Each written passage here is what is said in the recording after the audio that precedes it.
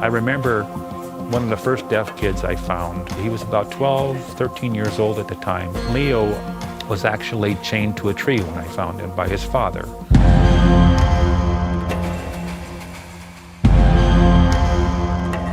During the daytime, the father would keep him chained up.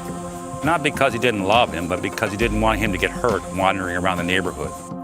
We convinced the father to let him come to school. Leo graduated grade 6. We didn't have a high school in those days. He got a job with us. We had a small restaurant. I began training him to be a cook and a chef. So Leo's now been with us, I guess, about 30 years. That's what it's about. It's just really neat to see these young kids grow up to have opportunity and lives of their own that are fulfilling. There they are, right there in the end. Yep, they're ready for us. They're surprised. They don't even know we're coming. So I have to say about IDEA that it's been a real blessing to be part of this ministry. So I say that because it's not about me or what I've done. God did it.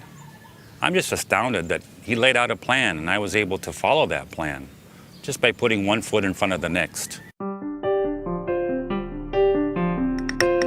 Actually, I have a degree in film and television production, majoring in cinematography.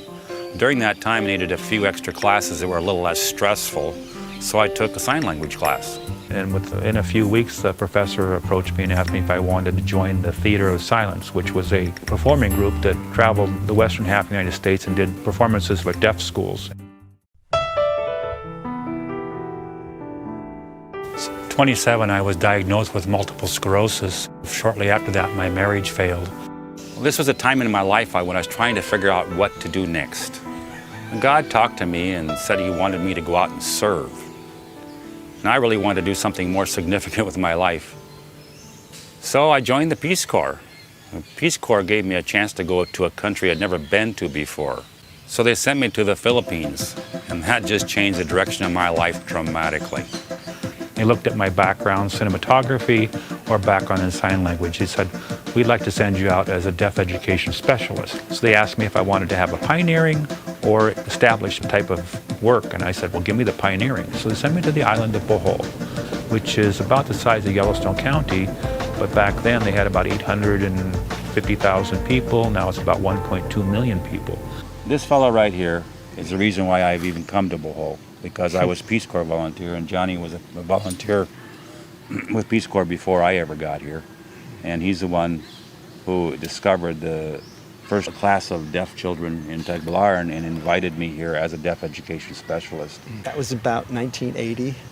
There were about 5 children. Dennis had such vision that he could foresee. I expected to have maybe 1 to 2 classrooms, maybe 20, 30 students.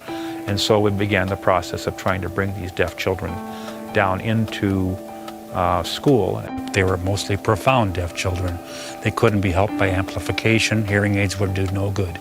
So that's why we brought them down to teach them sign language and giving them a language they could immediately use. It was amazing that when we brought these kids that had no language whatsoever into school, within a matter of a month or maybe 2 months, they had a basic sign language because they wanted to learn so much, so fast. I spent 2 years there, initially with Peace Corps, and we went from 7 students and 1 teacher to about 65 students and 4 teachers. It just had a ball. It was just growing like crazy. When it was time to close down my contract with Peace Corps, I decided I'd like to set up a foundation. So I set up International Deaf Education Association and established it here in Billings, Montana. Shortly after moving to Bohol, I had the good fortune to meet a beautiful young lady by the name of Mary Lou. Within a period of a couple years later, she became my wife and became my ministry partner. She takes care of all the money issues. Mary Lou's a CPA. She takes care of personnel. She works with the teachers. She sets policy. But really, their very important issue is that she's added a lot of cultural context that I didn't have. Being an American there, it took me a long time to catch on to the culture, so I could always bounce things off of her and say, does this fit? Is this applicable in this culture? IDEA would not exist today without Mary Lou. She has been an amazing part of this work.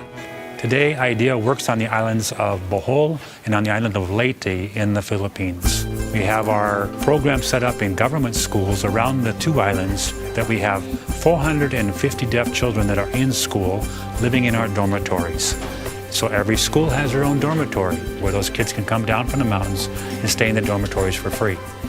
We also have a high school which is called the Bohol Deaf Academy. And so those kids from the elementary schools will graduate and go up to the academy. And so those little children grew up to be adults and needed jobs. So we set up businesses. And we'll take a look at the workers in the kitchen. Hi. Good morning. Hi, Andy.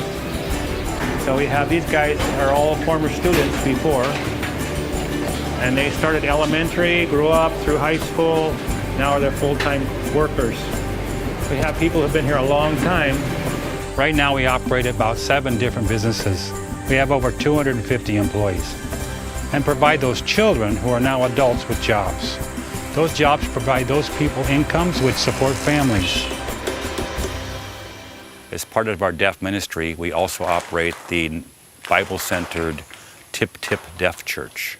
We also have an outreach program where high school students go and share the gospel with those kids in the elementary schools. We give them good examples to the children.